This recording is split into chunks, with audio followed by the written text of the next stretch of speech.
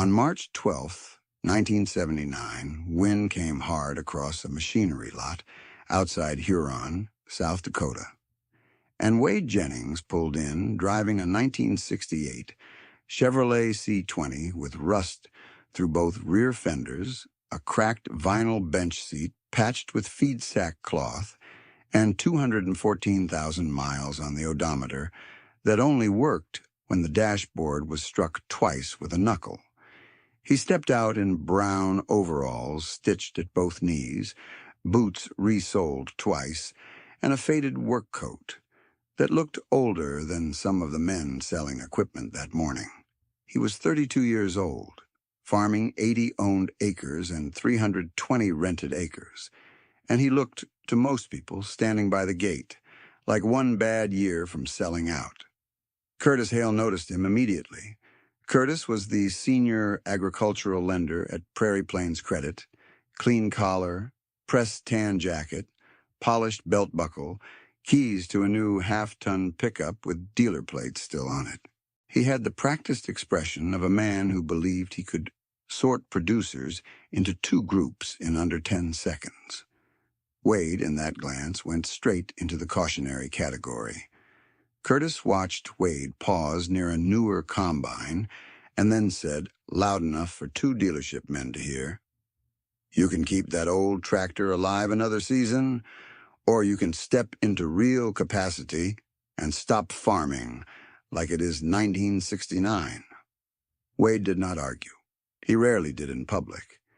He asked one question about auction dates, another about parts availability, then nodded and moved on. What nobody saw was the small black ledger in Wade's truck door pocket, wrapped in wax paper against spilled coffee.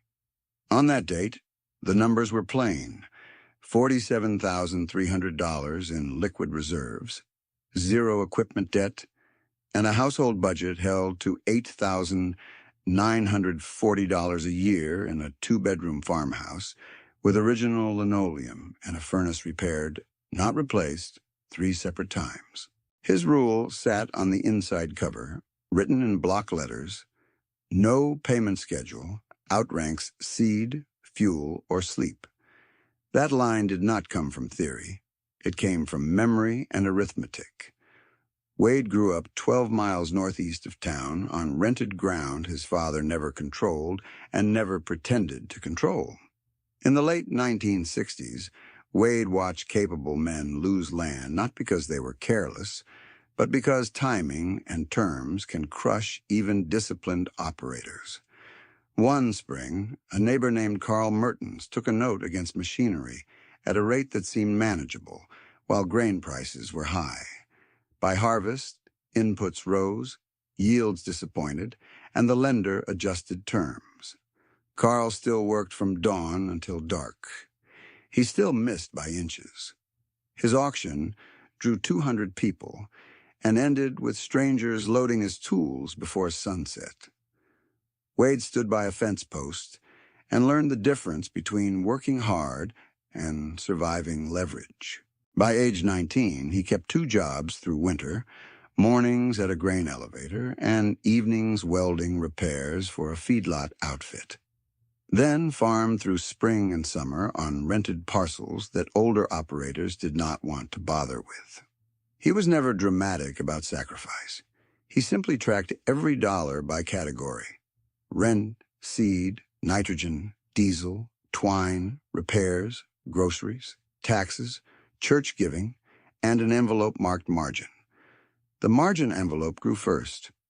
In 1968, he bought the Chevrolet for $1,650 cash from a road crew foreman who thought the transmission would fail inside a month. Wade spent $184 on used gears, $46 on gaskets, and one cold weekend under the frame. It ran. In 1969, he bought a used 1969 John Deere 4020 for $7,400 cash at an estate sale, with worn rear tires and a hydraulic leak that would have scared off anyone dependent on dealer labor rates. He spent $612 over 6 months on seals, bearings, and hoses, did the work himself, and kept the tractor in service for a fraction of what new financing would have demanded. His progression before 1979 looked unremarkable to anyone chasing scale headlines, and very impressive to anyone who reads ledgers. In 1972, gross income of $52,300 left net operating income of $14,900 after rent and inputs. He saved $9,200.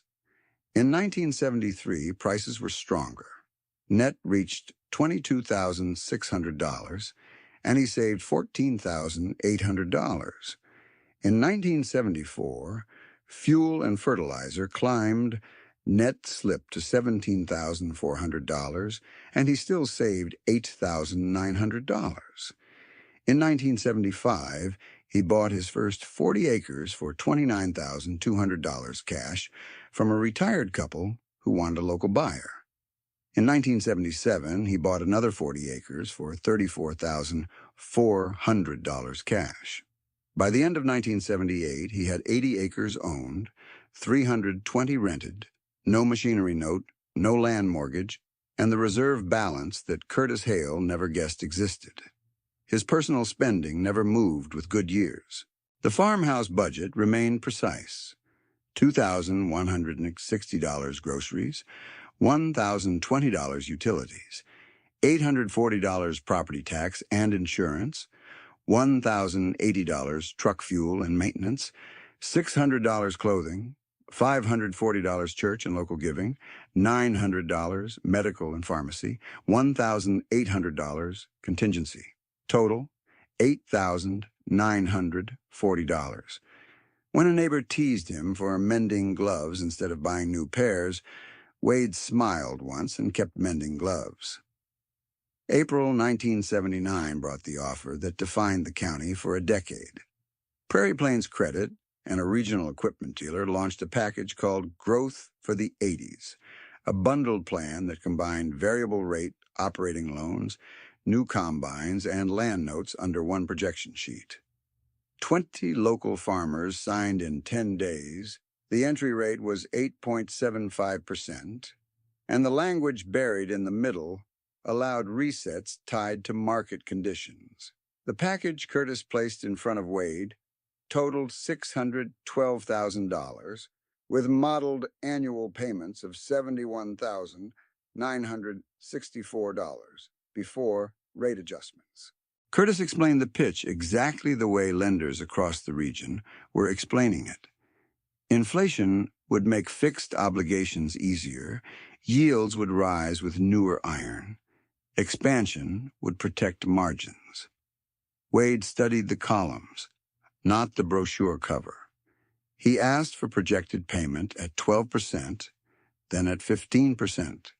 He asked what happened if corn dropped below break-even for 2 years and diesel doubled.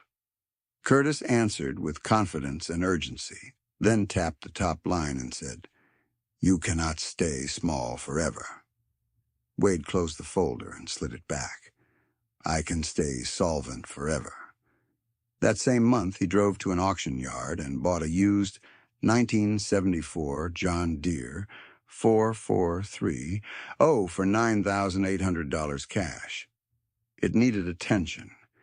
He spent $1,240 on parts, injector service, clutch work, steering valve, belts, hoses, fluids, and one rear wheel bearing. Total outlay, $11,040. A comparable new purchase with financing would have put him into a payment structure many times larger before fuel, seed, or fertilizer were even considered.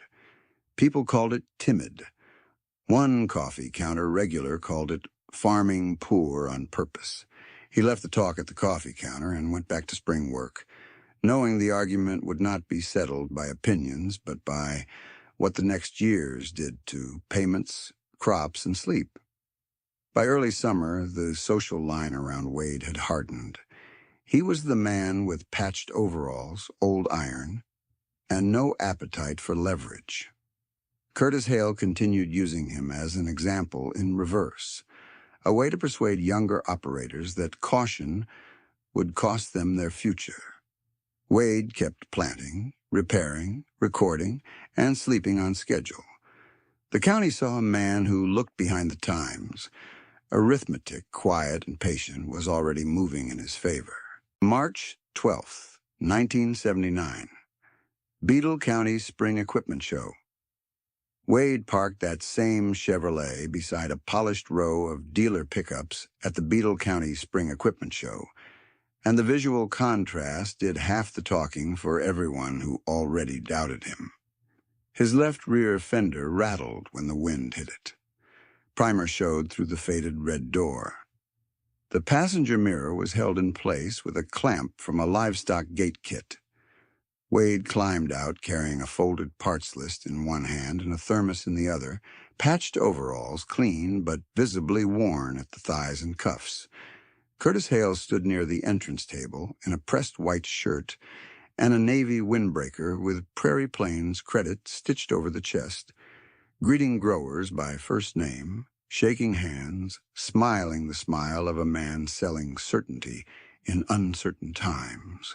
When Wade reached the table, Curtis tapped a brochure that showed a brand-new combine, cutting perfect rows under a dramatic sunset, and said, "Wade, this package still has room.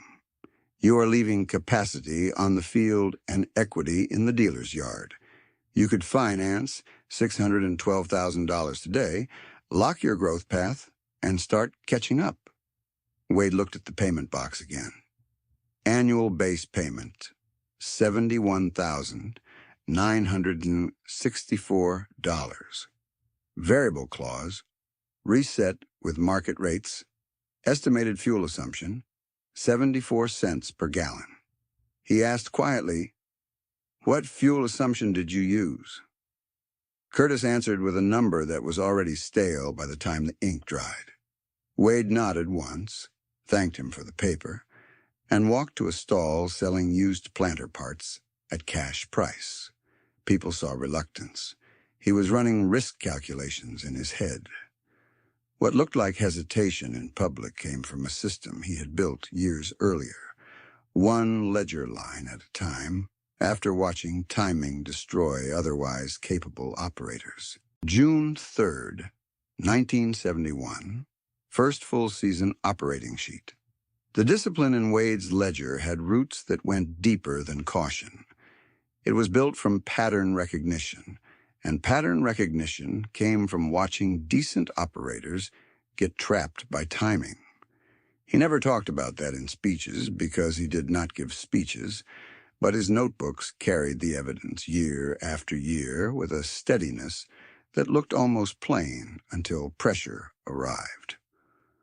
On June 3rd, 1971, he wrote his first full-season operating sheet on line paper and tracked 14 categories: rent, seed, fertilizer, fuel, repairs, machinery depreciation, crop insurance, property tax, utilities, groceries, medical, church giving, truck costs, and reserve transfer.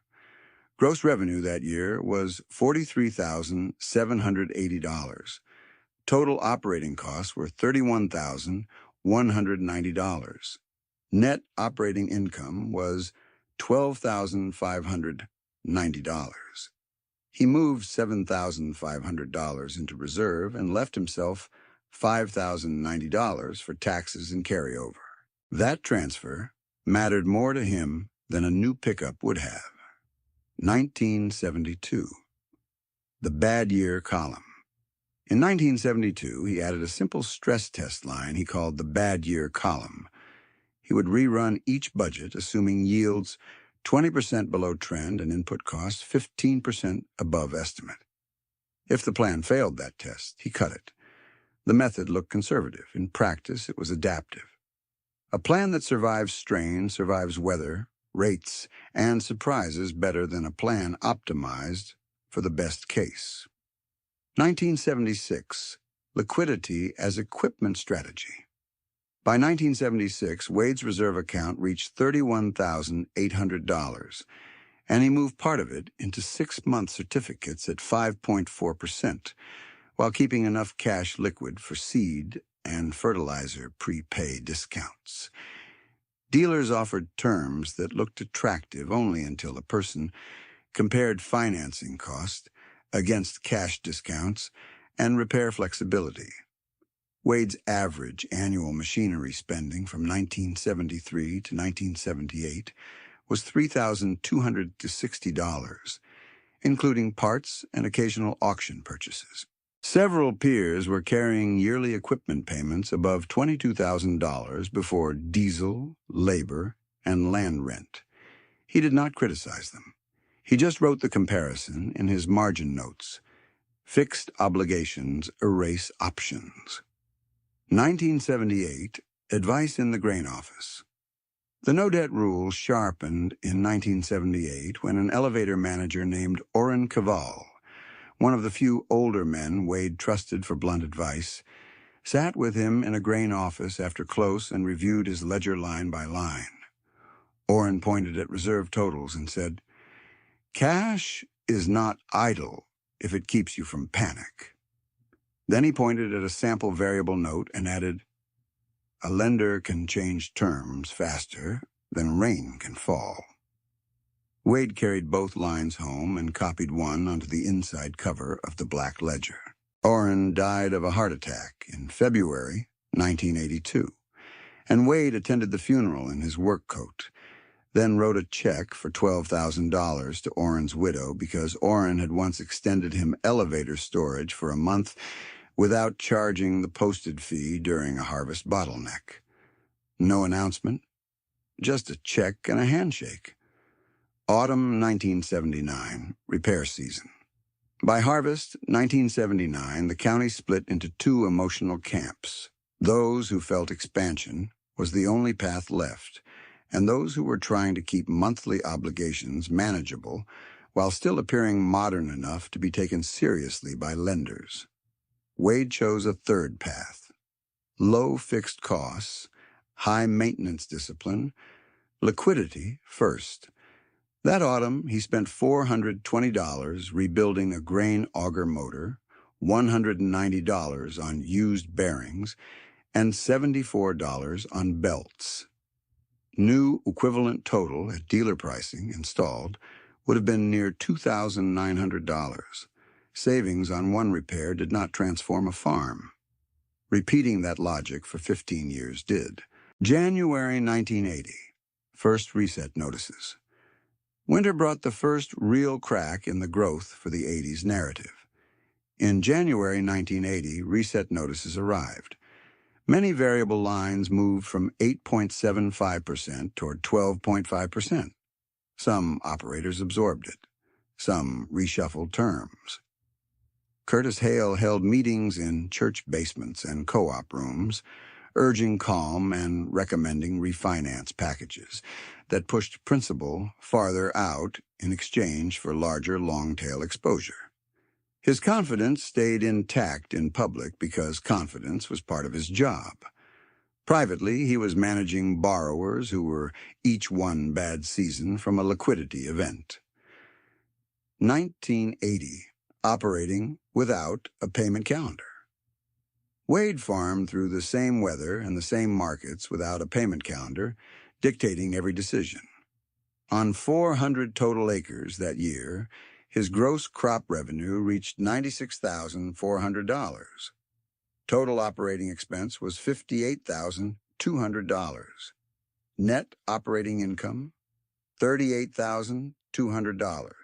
He transferred $14,000 to reserve and reinvested $6,300 in tile repair and storage upgrades. He ended 1980 with $68,100 liquid and no machinery note. 1981 to 1983. Volatility years. In 1981, diesel climbed again and rates pressed higher. Wade's net reached $41,500 and he saved $16,300, bringing liquid reserves to $84,400 after routine capital work. In 1982, drought stress and commodity pressure cut net to $27,900. He still saved $8,100.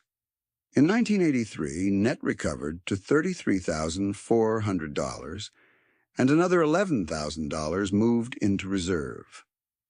Through those 4 years, he did not post dramatic gains, but he preserved optionality, which is the central asset during volatility.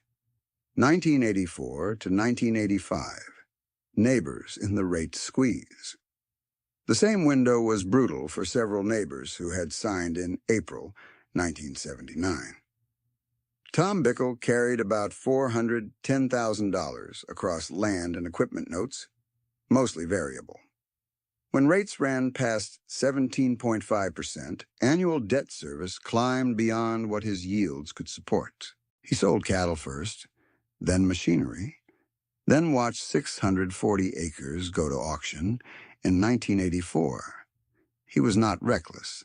He was overcommitted in a rate regime no one around him had modeled honestly. Lila Sorensen and Ben Sorensen, operating with skill and relentless work ethic, had approximately $690,000 in combined obligations tied to expansion and machinery updates. Their reset payments rose above $9,000 per month at the worst point. They met payments as long as they could by liquidating inventory and postponing maintenance. Eventually, the math closed around them. They surrendered parcels to avoid deeper legal costs and focused on retaining what they could lease.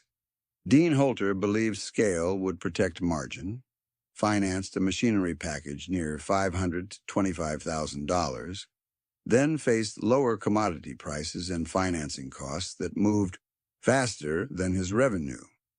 By 1985, he filed bankruptcy.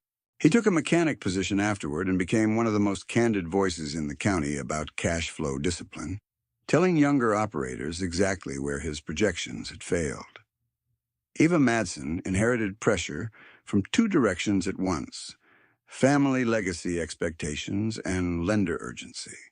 She refinanced at 19.2% during a period when she hoped one good crop would stabilize the books. One good crop did not come fast enough. She lost her 320-acre family quarter, and people in town spoke about it in hushed tones because everyone knew how hard she had fought to hold it. Second week of October.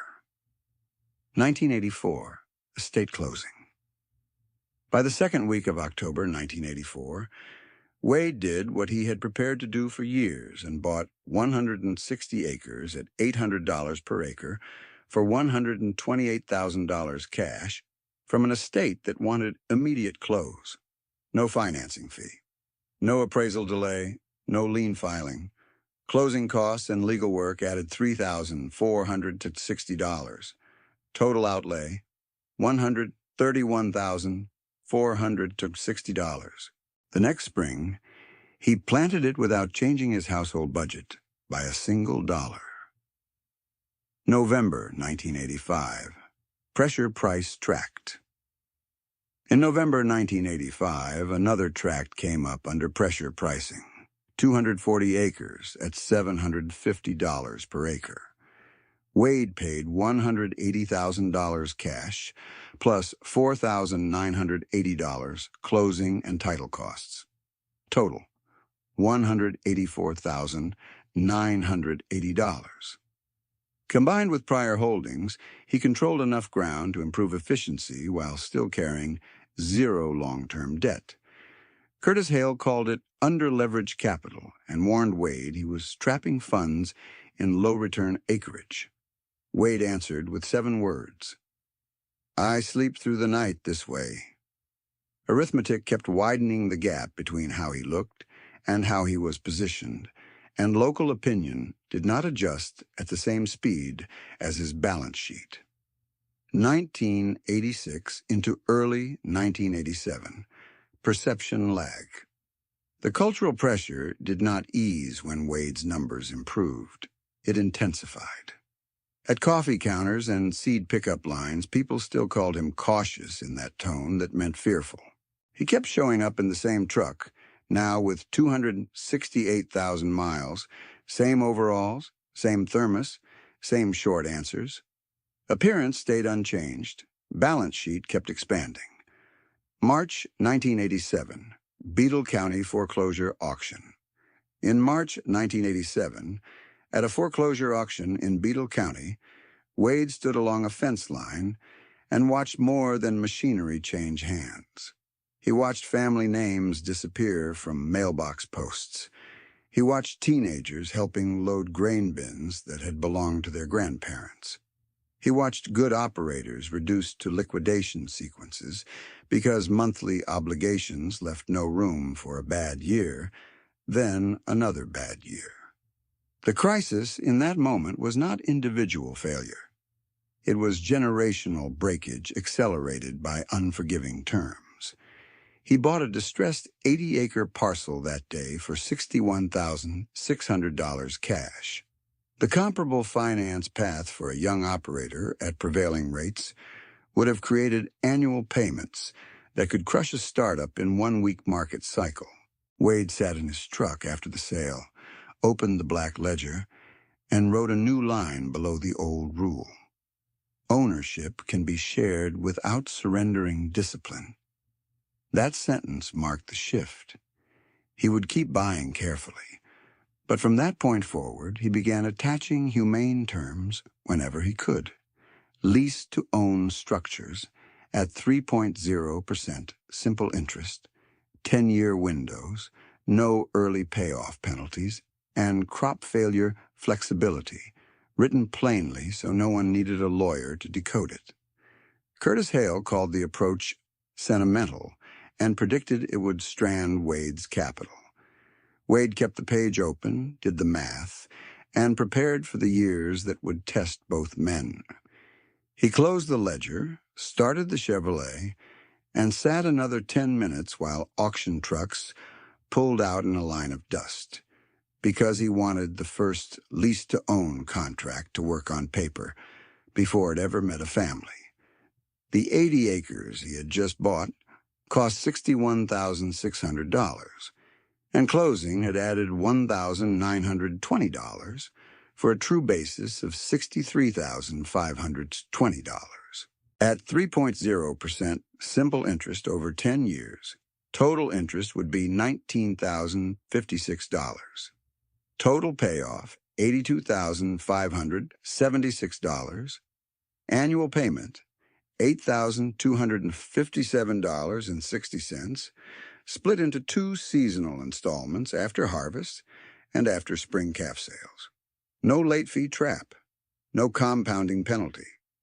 If a buyer paid early, interest stopped that day. Wade wrote each term in plain language and took the page to an attorney only to confirm enforceability, not to add complexity. 3 days later, he drove to Tom Bickle's place and found Tom and his son Aaron rebuilding a disc gang with used bearings on a plywood sheet laid over gravel. Wade did not mention charity. He did not use that word once in his life about land. He told Aaron, "There is an 80-acre contract if you want work tied to ownership." Aaron asked the rate. Wade said, 3% simple. 10 years. No surprises.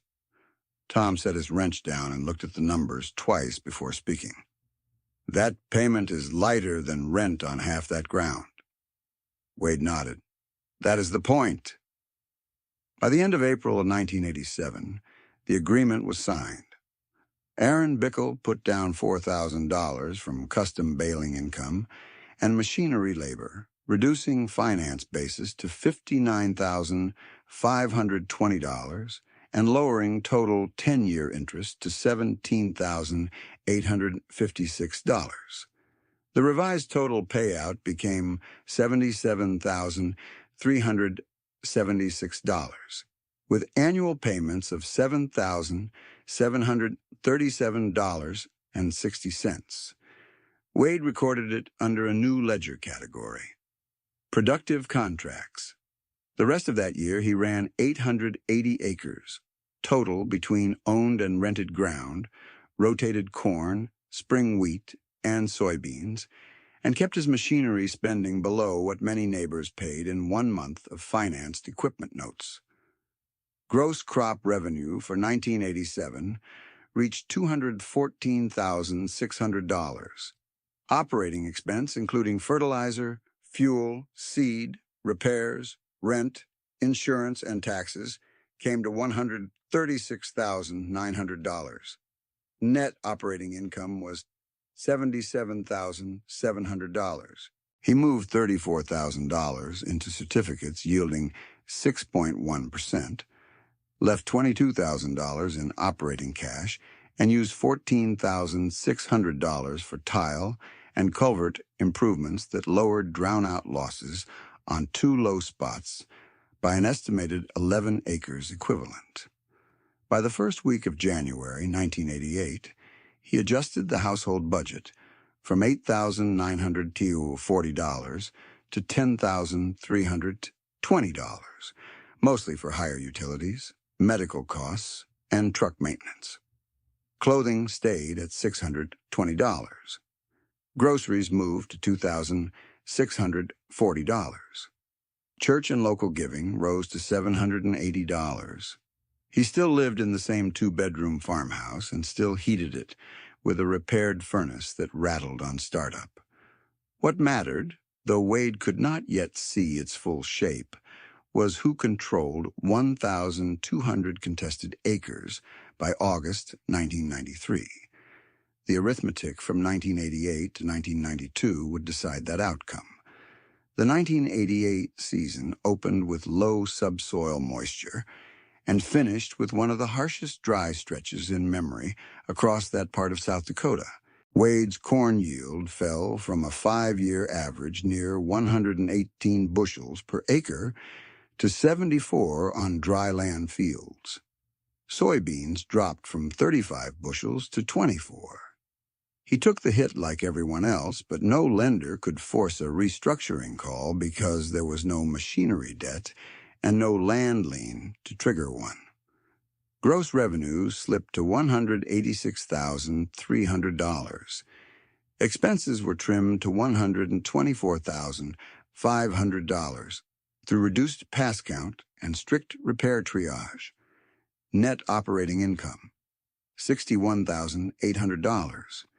He still transferred $19,000 into reserve and bought 120 acres adjoining a shelter belt tract at $690 per acre, $82,800 cash, plus $2,140 legal and recording costs. In 1989, rainfall normalized and yields recovered unevenly. Wade's operating acres rose to 1,000 after one rental parcel came available under a 3-year agreement at $72 per acre cash rent. Gross revenue climbed to $249,900.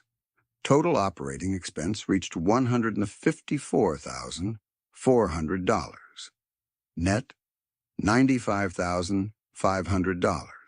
He paid cash for a used grain bin and unload system, $28,600 total, installed, that expanded on-farm storage enough to delay sales into stronger basis windows. The storage decision alone improved average sale price by 17 cents per bushel across 92,000 bushels marketed that year, adding $15,640 in realized revenue without adding borrowed risk. He also purchased 200 acres from a retiring couple near Cavour at $725 per acre, $145,000 cash, plus $3,880 closing costs. At the end of 1989, his owned ground stood at 880 acres. He carried no liens. The year-by-year sequence from that point reads like a metronome. 1990. Operated 1,040 acres. Gross $271,400. Expenses $169,000. $71,900. Net $99,500. Purchased 160 acres at $760 per acre for $121,600 cash. Certificates and cash equivalents at year end, $412,000. 1991. Operated 1,120 acres. Gross, $294,700. Expenses, $182,800. Net, $111,900. No land purchase. Built 110,000 bushels of additional storage for $74,300 cash. Marketing gain from timing and basis improvement. $26,400 above harvest delivery scenario. 1992, operated 1,260 acres. Gross $338,200. Expenses $212,500. Net $125,700. Bought 280 acres from a lender liquidation list at $940 per acre. $263,200 cash, plus $5,740 fees. End-of-year liquid reserves and certificates, 1,037,000 dollars. Unencumbered land, conservative book value, $1,611,000. Equipment at depreciated value, $192,000. Total unencumbered asset base, $2,840,000 before 1993 planting. He still drove the same truck. By then it showed 311,000 miles, and the driver's side floor pan had been patched with bolted sheet metal from a grain dryer panel. Wade reduced it to one hard comparison in his notes. If two operators posted similar yields, but one sent $9,000 every month to debt service while the other sent $9,000 to reserve and optionality, the second could absorb bad weather while the first had to ask permission to endure it. That question sat under every decision Wade made. The contrast with peers sharpened in those same years, and it never reduced to laziness versus discipline. It was structure versus volatility. Tom Bickle took seasonal welding jobs in Huron and poured that paycheck into Aaron's contract ground. In 1988 and 1989, Aaron made both annual payments on time, $7,737.60 each year, while also leasing additional acres at market rent elsewhere. In 1990, after a weak sunflower year, he called Wade and asked for a 90-day extension on the spring installment. Wade granted it with no added fee. Aaron paid in July after custom hay income came in. By 1992, principal on the contract had dropped below $30,000. Tom did not get his 640 acres back, but he did watch his son build a real path to owned land. Lila and Ben Sorensen spent 1987 through 1990 in a long unwind that looked orderly from the road and felt punishing at the kitchen table. They sold newer equipment into a soft market, often for less than remaining note balances. A tractor financed near $86,000 moved for $61,500. A combine with a balance above $140,000 sold for $97,000. Deficiency balances followed them after the machinery left. They downsized, leased 400 acres near Miller, and rebuilt with older, paid-for iron. By 1992, they were debt-free on equipment and current on all operating bills, but it had taken 5 years of restraint and side work. Wade occasionally sent them parts contacts and once delivered a rebuilt hydraulic pump he had sourced for $280 that replaced a quoted $1,900 dealer assembly. Dean Holter, after bankruptcy, became lead mechanic at a co-op service shed and earned steady respect for blunt honesty. He would show younger operators 2 columns on a whiteboard, projected payments at 9% and actual payments after resets above 17%. "This is where I was beat," he would say, tapping the second column. In 1991, he started weekend workshops on cash flow planning at the county extension office. Wade attended one, sat in the back, and left early without saying much. Later, he mailed Dean a check for $6,500 to cover printed materials and room costs for the next year, with a note, "Keep teaching the math." Ava Madsen rented a smaller parcel after losing her family quarter and worked seasons with a seed cleaning outfit to stabilize income. Her daughter Claire kept meticulous records and learned from every line item. In November 1991, Wade offered Claire a lease-to-own path on 160 acres from a tract he had acquired earlier. Basis after survey and legal fees was $118,400. Claire put down $8,400 from savings and crop share earnings.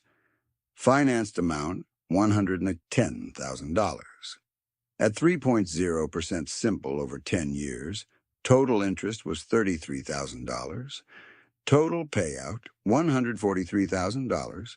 Annual, $14,300, with early payoff freedom. Claire accepted. Eva cried in the pickup after signing and told her daughter, "Read every clause anyway." Claire did, and I found no traps. By the second week of June 1992, regional lenders tightened collateral requirements after a wave of delinquency and write-down pressure. Operators with variable debt and thin liquidity were asked for additional security or accelerated reductions.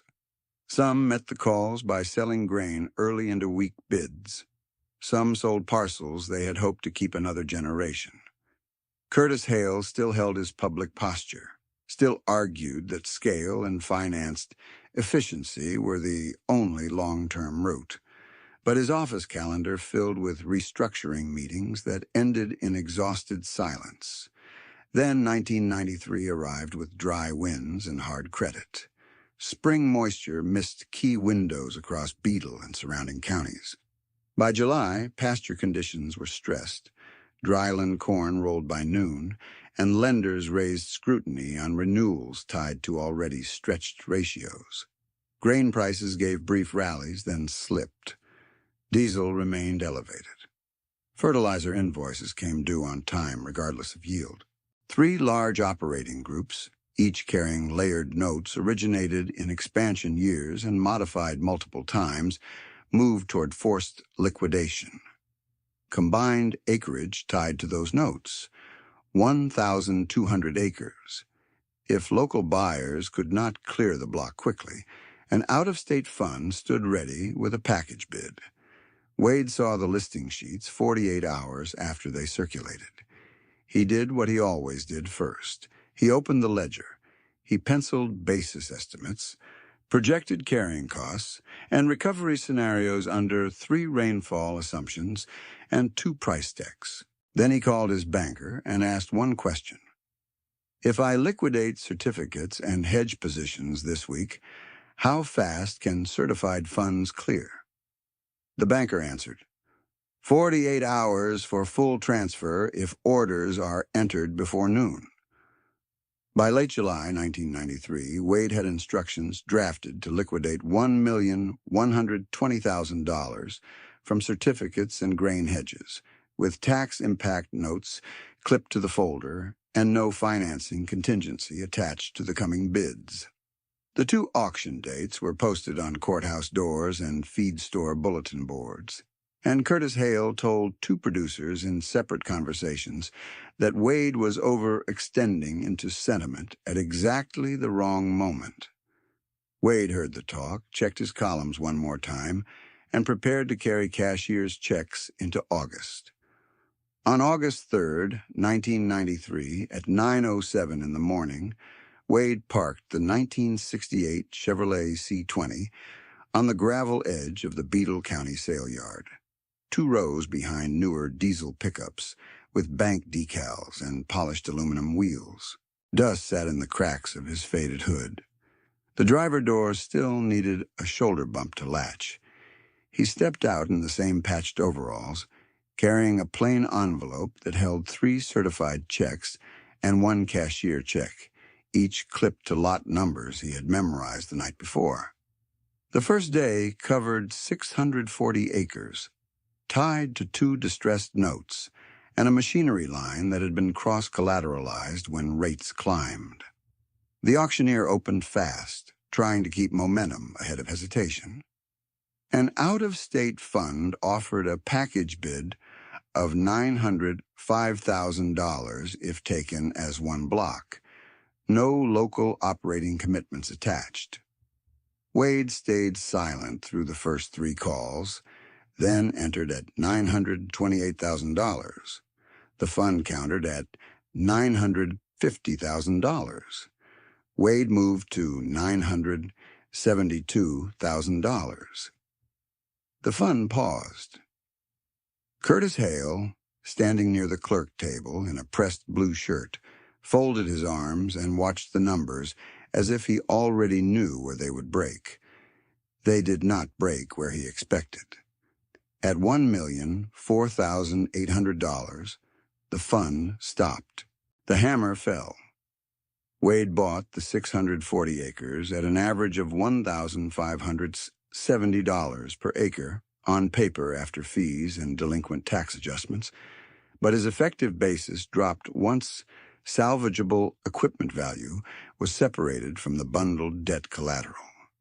His day 1 allocation, entered that evening in the black ledger, reconciled to the full amount: $627,200 land basis, $96,400 assigned equipment basis, $118,600 delinquent tax cures, $94,300 trustee and legal release costs, and $68,300 sale commission / title / survey filings, totaling $1,004,800. The second day, August 4th, carried the remaining 560 acres and a mixed line of implements that had to clear for lenders to close files.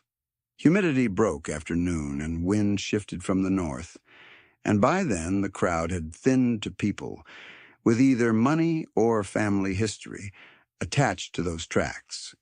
Wade bought the 560 acres for $588,000 and equipment lots for $74,400, total across both days. $1,386,000 in certified funds, no financing contingency, no approval delay, no partner signature pending. Curtis stepped forward before the clerk finalized transfers. His voice was steady, but tighter than usual. For record clarity, I want verification that these bids are good and not conditional on liquidation. The clerk looked to First Plains bank manager Helen Dietz, who was already present because large certified instruments had been pre-registered. She opened a folder, checked 2 pages, and answered in a tone built for courtrooms and loan committees. Funds are verified. Mr. Wade Jennings currently holds $2,840,000 in unencumbered assets, 0 liens filed against titled land or equipment at this institution, and these instruments are fully backed. No one cheered. That was not the culture of a foreclosure yard, but the sound changed. Talking stopped, then restarted in shorter sentences. One dealer representative, who had laughed at Wade's truck in 1979, stared at the envelope stubs and said nothing at all. Curtis nodded once, as if the confirmation were procedural and unsurprising, then stepped back from the clerk table. His long public argument had ended in 15 seconds of bank language. Before we go any further, if you want to follow what Wade did after that moment, when most buyers would have flipped acreage for gain, subscribe and stay with the story, because the arithmetic after the win is the real point. Wade did not leave the yard to celebrate. He drove straight to his attorney's office with dust still on his cuffs and asked for 3 contract shells, 1 lease to own, 1 graduated lease with equity credits, 1 equipment note at 0 interest with collateral release at 50% payoff. He worked through lunch with a legal pad and did what he always did first, reduce emotion to terms people could survive. By August 11th, 1 week after the second auction, he met Aaron Bickel at a kitchen table outside Redfield and offered 320 acres from the newly acquired block under a 10-year lease to own. Wade's verified basis on that 320, including prorated closing costs, came to $321,920. Aaron had $21,920 from savings, custom hay work, and 2 years of disciplined carryover. Financed principal, $300,000. Wade set the contract at 3.0% simple interest, 10 years, no early payoff penalty, 2 payments per year, timed to harvest, and spring cash flow. Total interest over full term, $90,000. Total payout, $390,000. Annual obligation, $39,000, split to $19,500 and $19,500. A commercial 10-year note at 11.8%, the local rate for borrowers with recent stress history that month, would have required approximately $53,220 per year on the same principal. Total payout, near $532,200. Wade's terms reduced annual pressure by $14,220 and total financing burden by $142,200. Aaron signed without speech-making. Tom Bickel sat at the same table, hands flat on the wood, and said only, "This gives him a chance to keep it." On August 19th, Claire Madsen met Wade in Huron with ledgers of her own and 2 sharpened pencils. She had already paid down most of her 1991 contract principal and had a track record Wade trusted. He assigned her an additional 160 acres from the second auction block. Total basis with legal, survey, and filing costs, $171,840. Claire brought $21,840 in cash and equity carryover. Finance principal, $150,000. Same structure, 3.0% simple, 10 years, no compounding penalties, early payoff allowed at any time. Total interest, $45,000. Total payout, $195,000. Annual, $19,500. Under prevailing bank terms at 11.8%, she would have faced about $26,210 annually and paid roughly $2,666,100 total. Savings under Wade's structure, $71,100.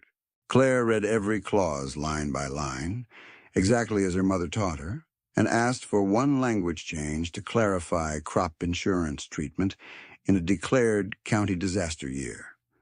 Wade agreed, initialed the revision, and the deal closed that afternoon. By the last week of August, Wade met Lila Sorensen and Ben Sorensen with their nephews, Micah and Levi Sorensen, at the Miller Co-op office after closing. The nephews had work ethic and local references, but no lender appetite after the family's previous balance sheet damage. Wade carved out 400 acres under a graduated lease designed to restore working capital first. Year 1 through year 3, rent was set at verified carrying cost, plus tax and maintenance reserve, totaling $86 per acre. Year 4 through year 10, reset to $98 per acre, with an equity credit of $18 per acre annually if all payments were current by December 31st. Purchase option opened in year 6 at Wade's basis plus 2.0% simple carry. Comparable cash rent nearby that season averaged $128 per acre. The Sorensen structure lowered annual fixed rent burden by $16,800 in the first 3 years, then by $12,000 in the following 7, while building option credits that could become down payment capital. Wade also sold Micah a used planter and Levi a repaired grain cart under 2 zero-interest notes totaling $42,600, each with transparent collateral release schedules. If you are learning something from this, press like and share it with one person who still believes leverage is the same thing as progress.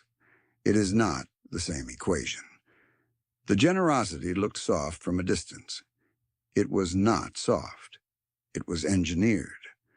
From the 1,200 acres purchased at the August auction, Wade allocated 320 acres to Aaron's new contract, 160 acres to Claire's added contract, and 400 acres to the Sorensen graduated lease with enforceable purchase pathway.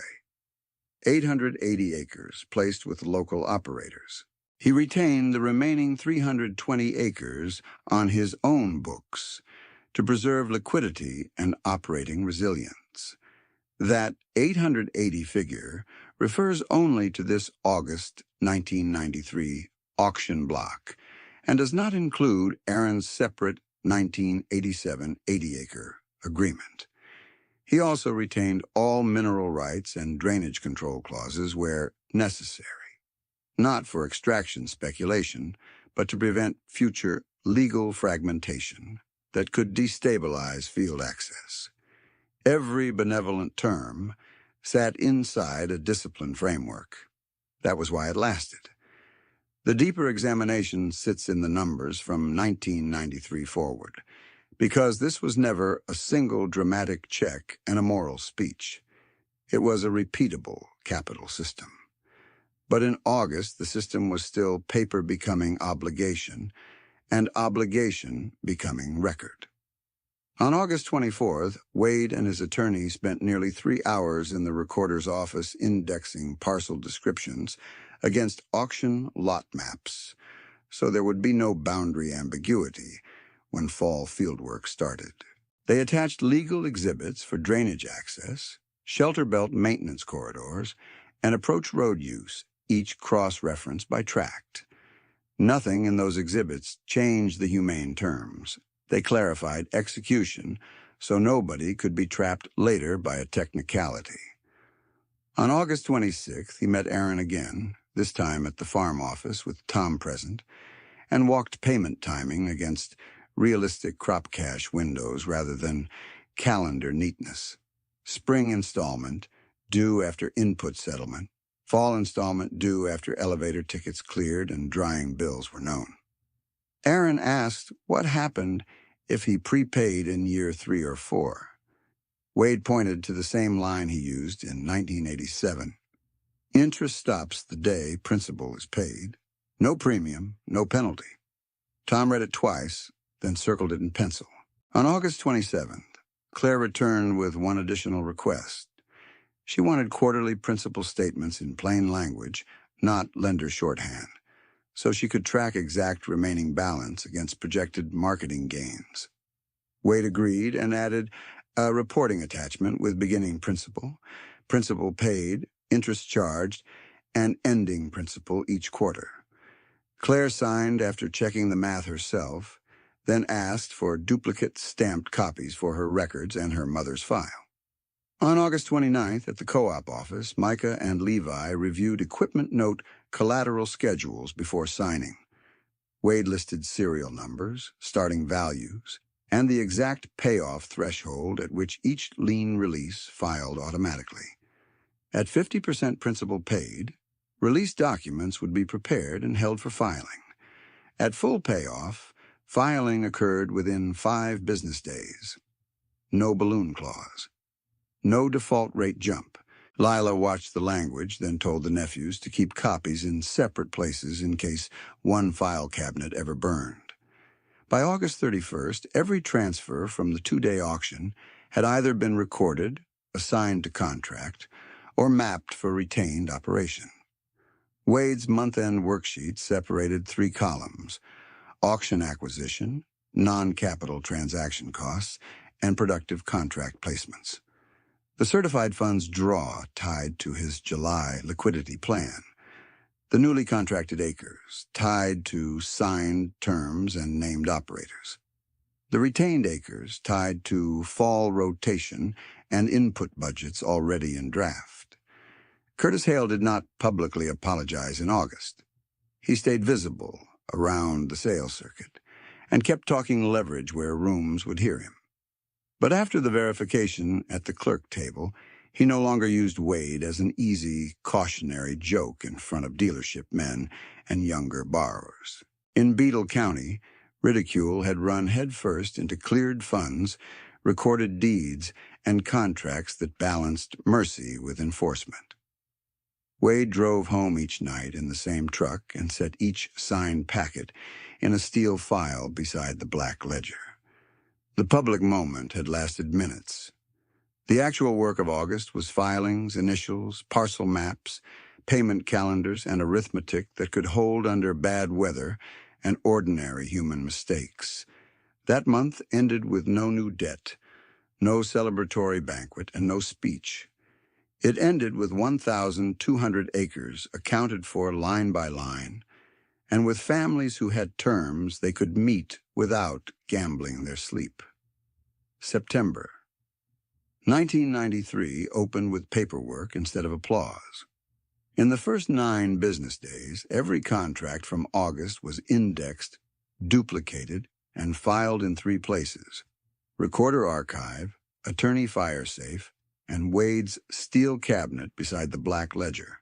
Helen Dietz sent written confirmation that all certified instruments had cleared and that no post-sale deficiencies remained against the transferred tracts, which mattered because one clerical gap could have clouded title for years. Wade checked each parcel description against the lot map one more time, then wrote a short note on the inside cover of the ledger. Terms are only kind if they are clear. By March 1994, the first full production cycle under the new structure had already shown the point. Aaron Bickle's 320 acres produced enough margin that he made both scheduled payments, $19,500 in spring and $19,500 after harvest, plus an extra $6,000 principal reduction from custom baling income. Because Wade used simple interest with immediate principal credit, that extra payment cut future interest dollar for dollar. At local commercial terms, Aaron would have started each season behind the calendar. Under this contract, he started each season with choices. Claire Madsen did something similar, but more exact. She mailed quarterly sheets in her own format: beginning principal, cash paid, grain inventory held, hedge position, ending principal, and she checked Wade's statements against her figures line by line. In 1995, after 2 disciplined marketing years, she prepaid $24,000 principal. In 1997, she prepaid another $31,000. Her original 10-year payout was $195,000 on $150,000 financed. She closed in 7 years and 4 months at a total payout of $180,540, saving $14,460 because interest stopped early, exactly as written. Let me stop here and ask you something. When terms are transparent and penalties do not multiply fear, do people around you usually rise to that trust or waste it? Put your answer in the comments, then watch how this county answered over 30 years. By harvest 1996, Micah and Levi Sorensen had paid off the 2 zero-interest equipment notes, totaling $42,600 11 months ahead of schedule. Wade filed collateral releases within 5 business days, exactly as promised. and both documents were stamped in the county office before year-end tax planning. That detail traveled faster than any speech. Young operators began asking not for favors, but for contracts they could understand. Between 1994 and 2008, Wade issued 10 more zero-interest equipment notes, bringing the count to 12 notes totaling $684,000. 9 were repaid in full, 2 were refinanced once at no added rate after weather losses, and 1 was forgiven at the final $8,300 when a recipient suffered a medical shutdown and later returned to part-time work. None went to court. None required repossession. The multiplier was measurable by 2004. Wade's August 1993 interventions touched 880 acres directly, but the recipients retained cash flow, funded input purchases, repairs, and local payroll that stabilized other operations nearby. County extension records and private ledgers later showed that 11 linked operators, including recipients and their immediate partnerships, controlled 3,420 acres by 2010, with combined land and equipment equity above $16,100,000. One disciplined block of capital had become a local continuity engine. In January 2009, after another winter of reviewing contracts at his kitchen table, Wade endowed the Prairie Ground Trust with $2,200,000, restricted to 2 purposes: down payment matching for first-generation operators and legal cost grants for clean title transfer in family transitions. The trust charter required plain language contracts and banned compounding penalty clauses in trust-backed agreements. Helen Dietz, retired from day-to-day banking by then, sat on the first oversight board with Dean Holter and a school business teacher from Huron. Every grant decision required unanimous signatures and a published 1-page math summary. Curtis Hale watched these years from closer range than most people knew.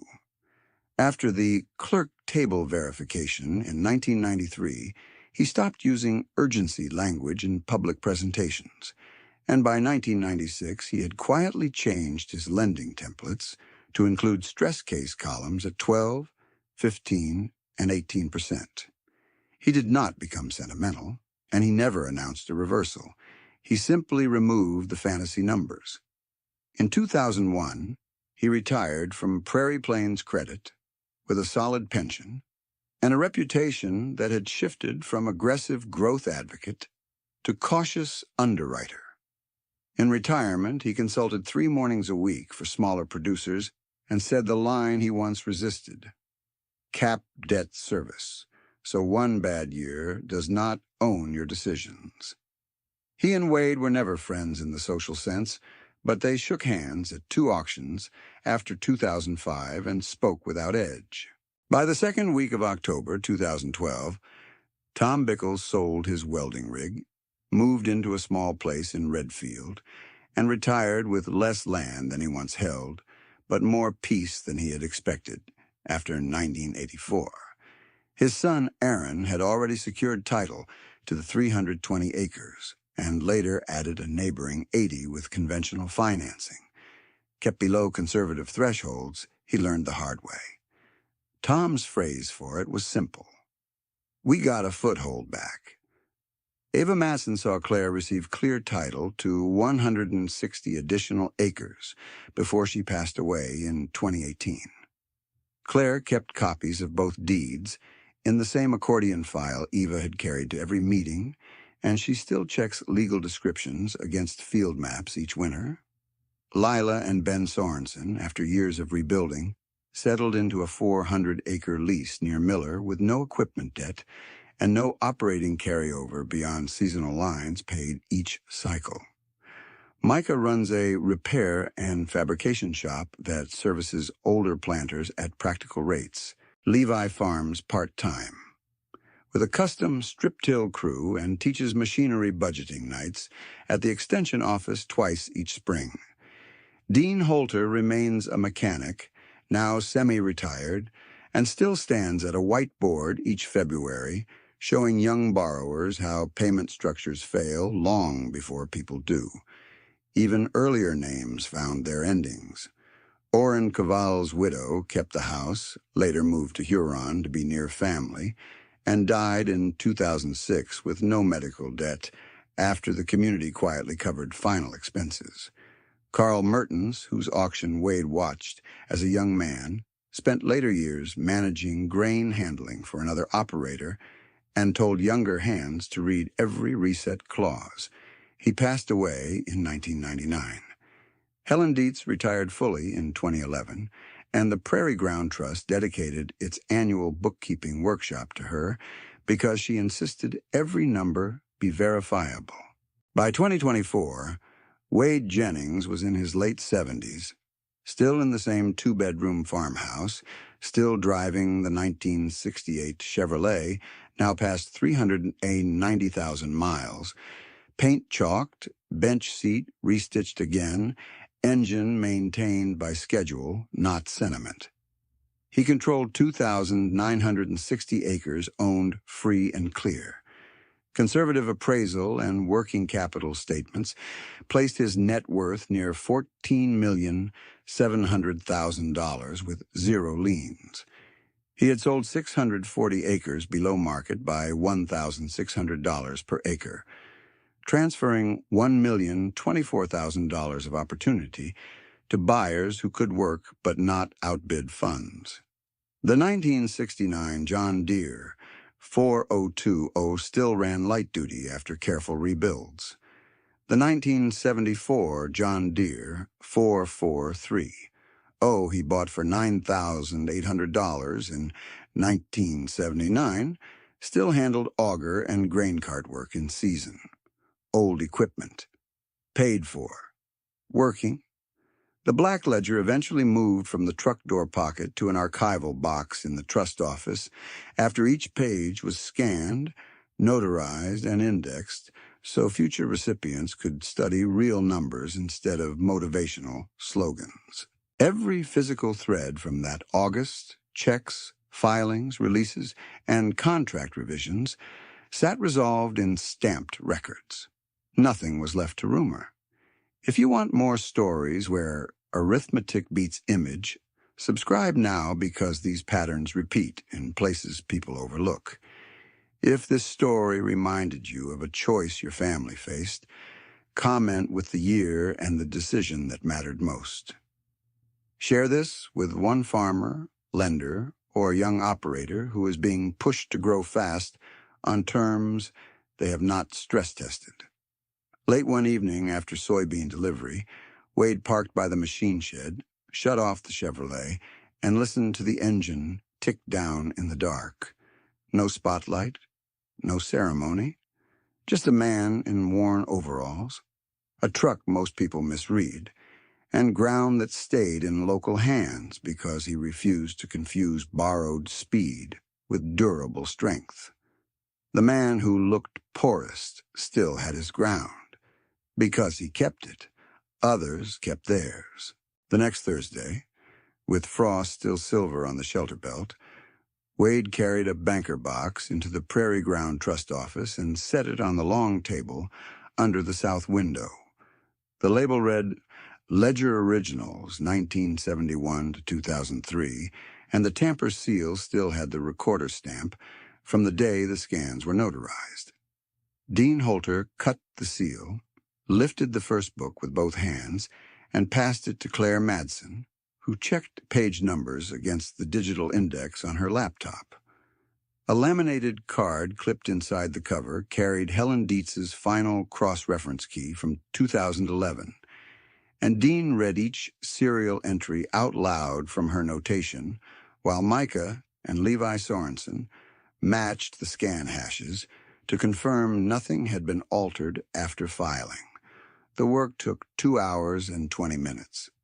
At the end, Claire attached copies of Helen's 1993 clearance certification and retirement attestation to the chain of custody sheet and slid it across to Wade. Dean initialed the verification line. Physical archive verified. Complete set. Wade nodded once and put the signed sheet back in the box. Another thread closed. No rumor left to carry weight. Then the room shifted from records to outcomes. Aaron Bickel opened his annual report first, cap in his hands, voice steady. On the original 320-acre contract from 1993, Principal had been fully retired in 2001. In 2004, he added 80 acres with a commercial note, capped at 5.9% fixed, paid off in 2016. In 2024, he farmed 520 acres total, owned 400, leased 120, with a machinery debt at zero and operating carry paid each December. Net working capital on his statement, $412,000. He had hired 2 local hands full-time and 1 seasonal driver. Tom Bickel, seated near the back in a clean work jacket, listened without speaking until Aaron finished, then said, "I got to see title come back in this family. That is enough for one life." Claire's report was more technical. She projected a table on the wall and walked line items in the same order she had used since her first contract. Beginning cash, input commitments, hedged bushels, debt service, ending liquidity. Her 160-acre addition from 1993 and the earlier 160-acre path were both clear title. Total owned acres, 320. Average corn yield over the previous 5 years, 100 to 46 bushels per acre. Average soybean yield, 44. She had set aside $9,500 each year into a legal reserve fund for title defense and succession planning, so no heir would be forced into distress sale by probate costs. She paused at one line and looked toward Wade. "My mother told me to read every clause. You kept every clause readable." Eva Masson's accordion file sat on the side credenza. Donated by Claire after Eva passed away in 2018, every tab still labeled in pencil. Micah and Levi followed together. Their first zero-interest notes, the planter and grain cart totaling $42,600, had been retired early as recorded. Since then, they had completed 2 additional trust-backed equipment notes, $58,000 and $74,000, both paid in full. Micah's repair shop now serviced 100 to 17 farms a year, mostly older equipment kept in rotation instead of replaced on long terms. Levi's strip-till crew covered 6,800 custom acres last season, and his budgeting class at Extension had 43 attendees in February, including 6 lenders who asked for copies of his cash flow worksheet. Lila and Ben Sorensen did not attend that morning because Ben had a medical appointment, but they had sent signed statements. 400 leased acres, no equipment lanes, no carryover payables, past January 15th for 9 consecutive years. By the 3rd week of January 2025, the trust administrator compiled the multiplier sheet from those reports and from county filings. Wade's direct contracts and trust follow-on support had touched 12 primary recipients. Those 12 households now controlled 3,960 acres, of which 2,740 were owned and 1,220 leased on stable terms. Combined land and equipment equity, using conservative values, stood at $19,430,000. Combined delinquent debt over 90 days, $0. The local school board had kept 1 bus route that was once scheduled for cuts because family enrollment held. The co-op kept its parts counterstaffed year-round. Arithmetic had become community continuity. Curtis Hale came in just before noon, carrying a worn leather folder, and walking with the careful pace of a man who had spent years in offices and not enough in fields. He had retired in 2001, as everyone knew, and now consulted quietly for smaller operators 3 mornings a week. Dean offered coffee. Curtis accepted, sat down across from Wade, and opened the folder. Inside was a copy of the 1979 growth for the 80s projection sheet, yellowed at the folds, Wade's name at the top, and declined written in blue ink. "I kept this longer than I should have," Curtis said. "Not for proof, for correction." No one spoke over him. I believed leverage was the only road to scale. In that window, I told good people to carry structures that had no room for weather or rates. Tom, Lila, Ben, Dean, Eva, I was not trying to hurt any of you. I was certain. Certainty was the problem. He slid the page to the center of the table. "I use this in every consult now. We run stress at 12, 15, 18% before anyone signs. If it fails, I say no. I should have done that then." Wade looked at the old sheet, then at Curtis. "You changed the practice. That matters." Curtis nodded, and that was all. No dramatic reconciliation, no courtroom speech, just a clear statement on the record and a change in method that had already saved people from repeating the same trap. The dealer representative who had stared at Wade's checks in 1993 never approached him, never offered an opinion, and eventually closed his branch in 2008 when commission financing dried up. That reaction ended as silence, and everyone understood it. In June, at the Trust Field Day outside Huron, the roll call was read from a single page before tours began. Tom Bickle retired in Redfield, gardening and fishing, still attending Aaron's planting start each spring.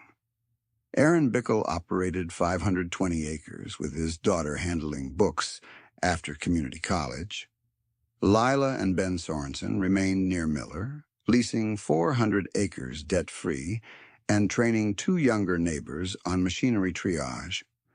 Micah Sorensen expanded his repair shop by 2 bays and hired an apprentice from town. Levi Sorensen still taught budgeting nights and posted every worksheet online for free. Dean Holter, semi-retired, still drew 2 columns on the whiteboard each February and circled the payment line where plans fail. Claire Madsen farmed her 320 acres and served as trust treasurer, the person most likely to stop a meeting when a decimal did not reconcile. Helen Dietz, fully retired by 2011 and honored through the Trust Workshop dedication, remained present in the record through her prior certifications and archived guidance, with no active board or audit duties. Orrin Cavall's widow had long since passed, her file marked complete with community support documented. Carl Mertens remained part of the trust curriculum through a 1-page case study on reset risk. Every named life had a recorded place, not as legend, but as accountable history. Wade stayed in the same farmhouse. The Chevrolet crossed 392,614 miles on a September grain run, and the odometer, still temperamental, still needed 2 taps on the dash. The 1969 John Deere 4020 handled auger work in the fall. The 1974 John Deere 4430 still pulled wagons and moved snow by the county road. He owned 2,960 acres, free and clear, net worth still estimated near $14,700,000 under conservative valuation, and his household spending remained plain enough that visiting interns sometimes assumed the trust office had mistaken him for a hired hand. He never corrected that assumption quickly. On an October evening, after board minutes were signed and lights clicked off one by one, Wade drove home with a box of seed invoices on the passenger seat and the old ledger copy in the glove compartment. He parked by the machine shed, shut down the engine, and waited through the small ticking sounds of hot metal cooling in cold air. Across the yard, Aaron's hired truck loaded beans for morning haul. Down the road, Claire's dryer fan ran steady. A mile east, Micah's shoplight was still on. The county had once treated appearance as evidence and debt as progress. The numbers reversed both judgments. The man in patched overalls with the rusted truck and repaired furnace had protected his own ground first, then used that stability to keep other families from being priced out of their names. Wealth had looked like restraint for decades before it looked like power. Debt had looked like growth for a season before it looked like loss. The arithmetic did not care about image, and the land did not either. He took the key from the ignition, closed the truck door with that familiar shoulder bump, and walked toward the house while the last light held on the stubble fields. The man who looked poorest still had his ground, and because he kept it, the ground kept more than one family.